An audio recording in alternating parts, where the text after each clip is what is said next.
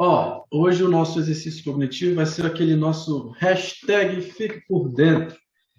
Na aula passada, a gente teve uma pequena discussãozinha, né? Conversamos sobre um pouquinho do pé, falamos sobre inflamações, aquela coisa toda. Então a gente decidiu trazer um pouquinho de informações a respeito disso. Então nós vamos começar falando dessa articulação, né, mais próxima ali do tornozelo e em torno dele, e vamos falar também um pouco do antebraço, tá? E do punho. Mas a ênfase é que o nosso foco de hoje vai ser mais na primeira parte, que vai ser da região ali do tornozelo, tá?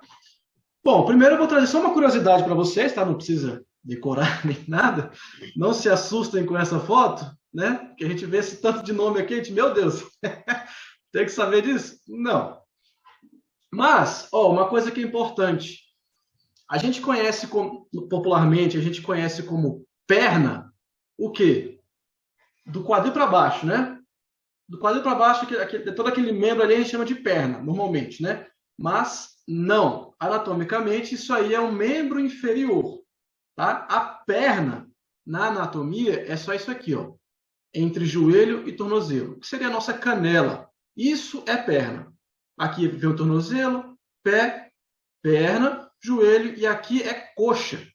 E aí tudo isso é membro inferior, tá? Só de curiosidade mesmo, ok? E aqui, ó, que vai ser, eu acho que um pouquinho mais importante para a gente, mais o nosso foco, os músculos do pé. Vocês podem reparar, olha o tanto de músculo que a gente tem na parte superior do pé, né? Os extensores dos dedos, tá? Eu estou chamando de flexores e extensores, mas eles também têm outras funções, tá? De rotação, né? Rotação não, adução e abdução, enfim, tá? Só de curiosidade mesmo, só estou focando no nosso ponto aqui. Mas eu quero que vocês prestem mais atenção aqui, ó. Essa aqui é a planta do pé. Olha como a gente tem vários músculos, tendões, ó, um para cada dedo, vai lá na ponta do dedo, ó, vários músculos só para realizar essa flexão. E esses músculos, eles começam aqui atrás, ó, lá no calcanhar, no calcâneo, né?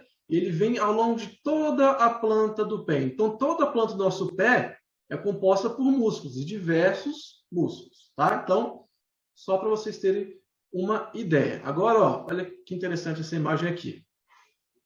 3 tipos de pé, vamos dizer assim, né? Aqui uma pisada neutra, o pé seria o ideal, um pé com uma concavidade bem maior e uma concavidade, não tem concavidade nessa imagem, né? Claro que são 3 imagens assim mais exageradas, né? Não é comum a gente ver pé assim, mas acontece, existe. E repara uma coisa interessante, olha aqui essa parte mais vermelhinha, olha os músculos da planta do pé, olha onde é que eles vão. Eles começam aqui, ó, e vêm aqui ao longo da sola do nosso pé. Ou seja, esses músculos, eles conseguem ter uma certa influência nessa concavidade aqui do nosso pé. Só que é só um pouco, tá, pessoal? Não é assim, eu tenho esse pé aqui, aí eu vou exercitar, vou ficar com o pé assim. Não, então, não é assim. Tem toda uma questão óssea, né, da calcificação aqui, que o seu pé ele tem aquele formato. Mas através de certos estímulos, você consegue dar uma leve mudada, tá? Só já falo um pouquinho mais a respeito disso. Tá, mas e o que isso influencia? O que tem isso aqui? É só estética? Como é que é? Ó, essa concavidade do nosso pé, ela influencia no posicionamento do nosso tornozelo. Eu aprendi que se chama pisada invertida e evertida. Ó, aqui é a pisada neutra, né? O pé que ele é bastante bem distribuído, né? E aqui o pé, tornozelo, quase que retinho, né? Esse aqui, ó, a pisada evertida, é quando a planta dos seus pés ela quer ir para fora e o seu tornozelo entra. Também é conhecida como a pisada pronada, né? E aí também tem o inverso, que é quando o seu tornozelo ele fica mais para fora e como se a planta dos seus pés quisessem olhar uma para a outra. Também conhecido como é chamada de pisada invertida, também conhecida como pisada supinada. E olha aqui, ó, repara que esse pé aqui ele é mais côncavo, né? Ó, olha a voltinha aqui como é maior, e aí o tornozelo vai um pouco mais para fora, certo? E aqui é ao contrário. Aqui o pé é aquele pé chato, né? Mais reto, e a pisada fica para fora. Tá, mas e aí? Também, o que isso acontece? Primeiro, obviamente, isso pode gerar, dependendo dessa concavidade, do quão pronado ou supinado é o seu pé, isso pode gerar algum problema no seu tornozelo. Mas, o que é mais comum, eu sempre falo que o nosso corpo ele é todo interligado. Dificilmente você vai ter algum problema no seu tornozelo e isso não vai repercutir no resto do seu corpo. Muito provavelmente, se você tem uma alteração aqui, isso vai subir e vai gerar um problema lá no seu quadril, lá no teu ombro. Então, quer ver um exemplo bem comum? Lembra um tempo atrás que eu falei aquele hashtag Fique por Dentro sobre o joelho valgo? Vocês lembram o que era isso? Aquele joelho que fica mais para dentro, assim, né? Parecendo o Kiko do Chaves, aquele joelho assim, fica mais para dentro, o pé para fora? Pois é, olha só um exemplo. Olha aqui, isso aqui é um joelho bem valgo, né? Repara aqui no tornozelo. Vocês conseguem me dizer que tipo de pisada é essa aqui? É uma pisada evertida, né? Uma pisada pronada. A planta do pé dela está mais para fora e o tornozelo está mais para dentro. Então, isso aqui é quase que um kit. Se a pessoa tem uma pisada evertida, muito provavelmente ela tem um joelho valgo. E se ela tem um joelho valgo, muito provavelmente ela tem esse tornozelo, essa pisada aqui evertida. Tá? E mesma coisa ao contrário, tá? Se ela tem uma pisada muito para dentro, uma pisada muito invertida ou supinada, provavelmente ela tem aquele joelho que a gente fala brincando, que é o joelho de alicate, né? Que é o joelho mais para fora. E isso aqui, ó, a longo prazo, principalmente aqui na região dos meniscos, né? Ó, nessa foto aqui na direita, ó, ao longo de cada pontinha aqui, ó, nós temos, né, 2 meniscos. Se você tem esse joelho aqui mais valgo, repara que a pressão, o joelho, como ele não está alinhado, a pressão é diferente, né? Então, nesse caso aqui, ó, você tem um pouco mais de pressão aqui no menisco lateral. Esse menisco aqui, ele sofre mais pressão do que o do meio. E isso distribui mal esse peso, e isso a longo prazo pode causar um desgaste nesse menisco aqui mais lateral, tá? Então, vamos seguindo. Um outro problema, que vocês chegaram até a falar na aula passada, a fascite plantar. Eu vou explicar um pouquinho o que é essa fascite plantar. Na biologia humana, acho que não só na humana, né? Acho que na biologia em geral, os nomes costumam ser autoexplicativos. Então, o que é uma fascite plantar? Tudo que é it, termina com it, tem esse sufixo it, é inflamação. E faz vem de fáscia. Planta, né? Plantar vem da planta do pé. Então, é uma inflamação na fáscia da planta do pé. O que é a fáscia? A fáscia é um tecido conjuntivo que ele reveste todo. Isso aqui é um músculo, né? Uma imagem de um músculo. Ele reveste seus músculos, né? Tem aqui, ó, por fora e por dentro, ó, esses branquinhos aqui, ó, isso é tudo é a fáscia. Essa fáscia, ela serve como um balão, como um elástico por entre aqui os seus músculos. Imagina um balão, quando ele está novinho, ele está bem firme, bem rígido. Aí você enche o balão, enche, bem grandão. Quando você esvazia, ele não volta igual antes, né? Ele fica meio murcho, meio mais mole, mais flácido. A fáscia tem essa ideia. Tem pessoas que têm uma face um pouco mais rígida e tem algumas que têm uma mais maleável. Essa face mais rígida, ela fica mais tensa. E aí, conforme a gente vai ao longo do nosso dia, dependendo do nosso estilo de vida, fica mais fácil dessa face ter uma inflamação. A gente não sabe ao certo o que causa a fascite plantar, mas a base é mais ou menos essa. A gente tem uma face um pouco mais tensa, e aí, conforme a gente vai andando, vai tendo algum tipo de impacto ali, acaba causando essa inflamação, aquele ardor, aquela queimação na planta do nosso pé, né? Então, como que a gente pode corrigir, né? Não corrigir 100%, mas pelo menos dar uma amenizada nesses problemas, o que já é o suficiente para aliviar a dor, que já é, né, uma maravilha, né? Através de exercício. Como que a gente pode exercitar? O exemplo que a própria Judeu na aula passada, né? De fortalecimento dos flexores dos dedos do pé, né? Que são aqueles músculos da planta do pé. Esse exemplo aqui que é Judeu, você coloca o calcanhar no chão, uma toalhinha, e aí você vai puxando a toalhinha, como se fosse uma minhoquinha assim, né? Vai puxando, você vai trabalhando esses músculos flexores aqui da planta do pé. Que mais? Uma massagem, olha o nome, liberação miofacial. Mio vem de músculo, facial vem de face. Então, é uma liberação da face do músculo. E aí esse exercício aqui, ó, massagem, pisa na bolinha, faz para frente, para trás, você vai soltando, você vai relaxando a face do músculo, deixando ela mais elástica. Olha o exemplo do balão que eu falei, lembra? Ela ficando mais elástica, diminui a tensão, diminui a chance de você ter uma fascite plantar. E aí tem outros exemplos aqui, né? São 3 tipos diferentes de fazer a liberação, né? Ok, falamos aqui do pé. Vamos agora para o antebraço. Tomei a liberdade de pegar uma foto do antebraço do professor Gabriel aqui, né? Na época ele estava mais bronzeado, né? Então, ó, o antebraço eu vou ser um pouquinho mais breve, tá? Olhando aqui rapidamente, nessa imagem, vocês conseguem me dizer qual que é a parte da frente, qual que é a parte de trás do antebraço? Só pensa assim, dá um chute. Qual que é aqui, ó, das mãos aqui? Qual que é a palma da mão, qual que é as costas? Analisa toda a imagem. Vamos ver se vocês têm alguma ideia. Pode abrir o microfone, gente. Se quiser falar, dá um chute aí. Qual que vocês acham que é a parte da frente? Esse aqui é a palma, esse aqui é as costas. Esse aqui que está o mouse, qual que é? Palma. Palma. Isso, e aqui seria as costas, a palma, né? mesmo? As costas. Isso, legal, boa. Uma Eu dica achei é o o quê? contrário. Não, quer ver? Uma dica legal. Então, bom que teve aí discordância, vai explicar. Pensa assim, ó, quando que a gente tem mais força? Para fechar a mão ou para abrir? Para fechar, né? A gente tem bem mais força para fechar os dedos.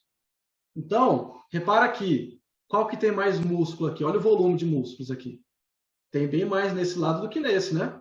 Ou seja, esse aqui são os flexores do punho. Aqui é a palma da mão. É só olhar o seu antebraço, né? A barriga dele aqui é bem mais gordinha do que atrás, né? Por quê? Porque aqui tem bem mais músculo para fechar. Isso é uma questão funcional, tá, pessoal? Uma analogia legal é igual um jacaré. Não sei se vocês já viram esses vídeos de Discovery da vida.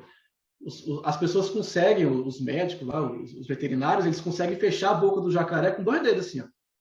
Por quê? Porque eles têm uma força absurda de fechar a boca, mas para abrir quase não tem músculo. A ideia é essa. Para a gente, numa questão funcional, é muito mais importante a gente ter mais força para fechar a mão do que para abrir. Ok? Então, ó, só para curiosidade aqui, os nomes. Eu costumo dizer que a gente tem 8 músculos no antebraço. Na verdade, são 9, porque tem esse que fugiu aqui, foi fora da curva, né? Esse aqui é o braquiorradial. Ele é um músculo que ele é considerado do antebraço, mas ele não trabalha na movimentação do seu punho. Então, na movimentação do punho, são 8 músculos, tá? E, mais uma vez, eu falei aqui como flexores e extensores, mas eles também trabalham nessa movimentação lateral. E uma coisa interessante, ó, isso aqui é flexão, isso aqui é extensão, né? Vocês sabem qual é o nome desse movimento aqui, ó, lateral? Normalmente, quando a gente faz um movimento assim de afastar do nosso corpo, a gente chama de abdução. E quando é para aproximar, a gente chama de adução. Mas, no antebraço tem uma regrinha diferente. Aí tem umas justificativas. Uma justificativa que eu ouvi é que quando você vira o antebraço, muda a referência, né? Então, se eu faço assim, é um movimento. Aí, se eu viro, é outro movimento, só que eu estou contraindo os mesmos músculos. Aí, isso pode causar uma confusão. Então, como que a gente chama? A gente utiliza como referência os ossos aqui do antebraço. Essa aqui, do lado aqui, ó, do dedinho, é a ulna. Quando a gente inclina para o lado da ulna, a gente chama de desvio ulnar. E quando a gente desvia aqui para o lado do dedão, ó, que é o rádio, a gente chama de desvio radial.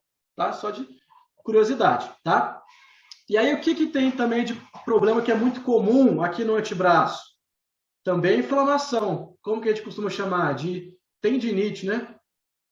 Porque tendinite no antebraço é muito comum. Normalmente, essa tendinite causada no antebraço, ela acontece mais por repetição, né? Quem usa muito computador fica fora daquela posição que a gente chama de posição ergonômica, né? O computador aqui na linha dos olhos, o braço apoiado, tem um monte de regrinha, né? Aí a gente fica fora desse posicionamento e aí a gente fica fazendo aquela repetição de movimentar o mouse. Isso pode causar uma inflamação. Uma inflamação bastante famosa na região aqui do antebraço é uma epicondilite. Tá? A epicondilite é o quê? É uma inflamação dos músculos extensores aqui, ó, do antebraço. Né? Aí a gente tem os epicôndilos aqui, que são os ossinhos aqui do braço, e aí eles ligam aqui bem assim, ó. Aí chama de epicondilite. É uma inflamação por repetição ali, repetição do mesmo movimento, que causa esse incômodo, essa inflamação nesse músculo aqui, essa musculatura. E aí, pessoal, a maioria das vezes, ó, tem uma inflamação, primeira coisa que o médico vai falar para você fazer, descansa, aí em casos mais importantes, mais graves, tomar anti-inflamatório, até se recuperar. Recuperou, agora é treinar, é exercitar. Lembra que eu falei que a gente tem mais força por uma questão funcional nos flexores do punho, né? Mas a gente não pode esquecer de trabalhar os extensores também, de abrir a mão. Então, tanto alongamento como o exercício de força, quando a gente fala aqui na aula, abre os dedos, né? Afasta os dedos da mão, do pé também, é para isso, para trabalhar esses músculos aqui, ó, os extensores do antebraço. Porque por mais que a gente não tenha tanta força neles, no nosso dia a dia a gente não utilize tanto, é importante essa musculatura aqui, tanto por uma questão de saúde, para evitar problemas, mas também para a gente conseguir abrir direito a mão, né? É comum com a idade, às vezes a gente não conseguir abrir direito os dedos, tem uma pouquinho de dificuldade, uma travada, né? Então a gente tem que trabalhar para conseguir ter essa função de abrir e fechar corretamente, da forma ideal, no nosso dia a dia, para que a gente consiga ser funcionais, ou seja, conseguir realizar as tarefas da nossa vida diária sem problemas, sem dor e de forma autônoma. Tá ok? Então, tentei ser bem breve e direto aqui. É muita coisa, muito nome.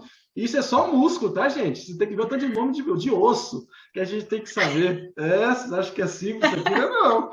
Olha a complexidade aí. Muito legal, professor Igor. Obrigada. Nossa, eu particularmente adoro, gente, buscar esse conhecimento, aprender os nomes, você observar o quanto é complexo. Quando eu olho a planta do pé e vejo aquele arco, eu penso, cara, como Deus é perfeito, porque isso serve para amortecimento, né? Tem que ser um arco, não podia ser assim plano, tem que ser um arco. E aí, quando começa a planar, o que acontece? Dor. Por quê? Pouca mobilidade, não amortece. Então, quanto mais a gente conseguir trazer para vocês exercícios, para vocês experienciarem, né, coisas diferentes com a planta dos pés, com as mãos, vocês conseguirão fazer com que o corpo comece a planejar estratégias aí de deambulação e equilíbrio. Beijo, Vânia, boa caminhada. Ainda mais eficiente. Então, olha que legal. E é isso que o circuito de equilíbrio faz. Ele faz com que vocês experimentem essas coisas com as mãos, com os pés, para que ele comece a reorganizar o corpo mesmo de forma muito inteligente. Começa a pensar aí para que você continue permanecendo funcional. Então, muito obrigada, professor Igor, pela aula de anatomia. Adoro estudar anatomia com o Igor, tá, gente? Se eu soubesse, eu teria anatomia com ele, porque eu nunca aprendi, agora eu estou aprendendo. Ai, que legal, obrigada aí pela sua paixão, é tão bom ouvir você ensinando. Obrigada, gente. Desculpa aí, a gente se empolga, né? A gente passou aí 15 minutos. José, obrigada pela sua companhia. Hortésia, você, como a sábia que é, permaneceu aí aprendendo, muito bom. Um beijo para vocês, fiquem com Deus, bom final de semana. Tchau, tchau. Vamos nos despedir aqui em contagem regressiva? Bora, Gabriel? Bora. Arre! Olá, 5. E aí, Gabriel, vai.